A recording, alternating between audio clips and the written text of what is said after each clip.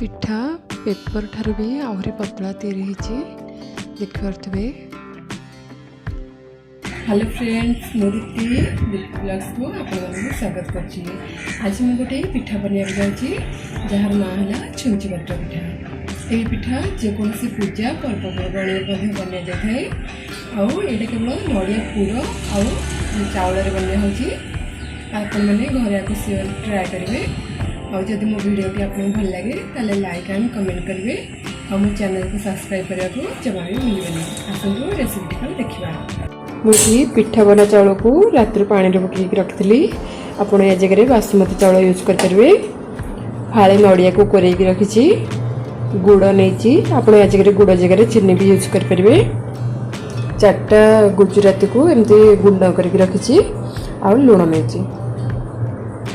मुझे चाउल को पानी रे 4-5 थर धोई नहीं। एबे को ग्राइंडिंग करदबा। एथिरे अल्प पानी देके ग्राइंडिंग करबा।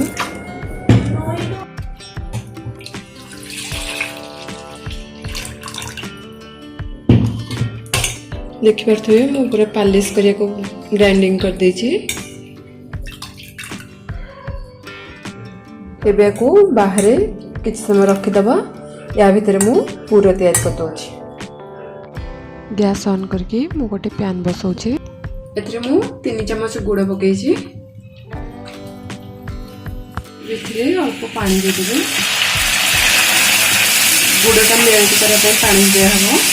जदि आपण पानी गुड़ यूज करिवे ताले सेतरे पानी देबा किछ आवश्यक नहीं। चीनी यूज कले सेतरे भी पानी देबा पड़िबो। परथवे गुड़ पूरा फेड़ बाहर स्टार्ट हो गला। मुझे पानी पकई केमती देखिए। फास्ट देखो ये पूरा गोटे तार टाइप रही। एबे ये गुड़ पूरा हो गला। एबे नड़िया पकईदबा।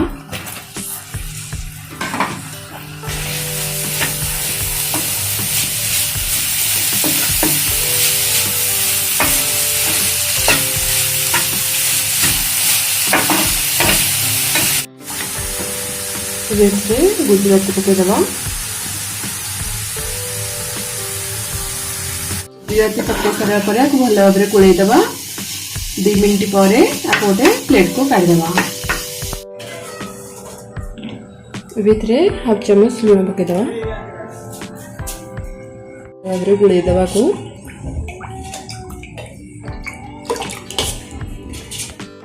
गैस ऑन कर आ गोटे पैन बसई देछि।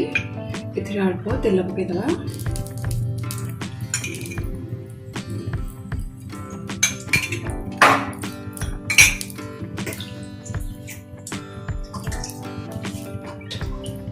एथिरे अल्प पानी पकईछि। भल भाव फुटवा।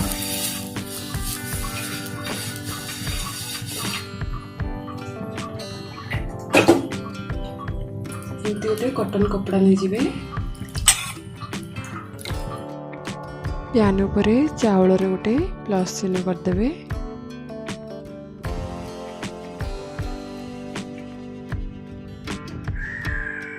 एथिरे तेल पकईदेवे अल्प।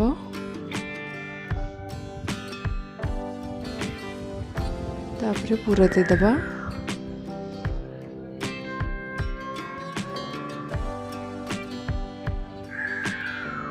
देखो केते सुंदर भाव रे एटा उल्टी जाउछि। पैन रे टिके भी किछ लागुनी।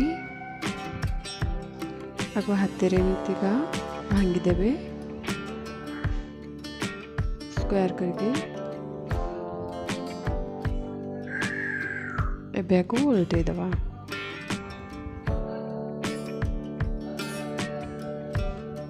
करथबे पिठा कितने सुंदर होइछि और नरम भी होइछि। याको गरम गरम खाइले कमलिया बहुत टेस्ट लगिबो। Thank you.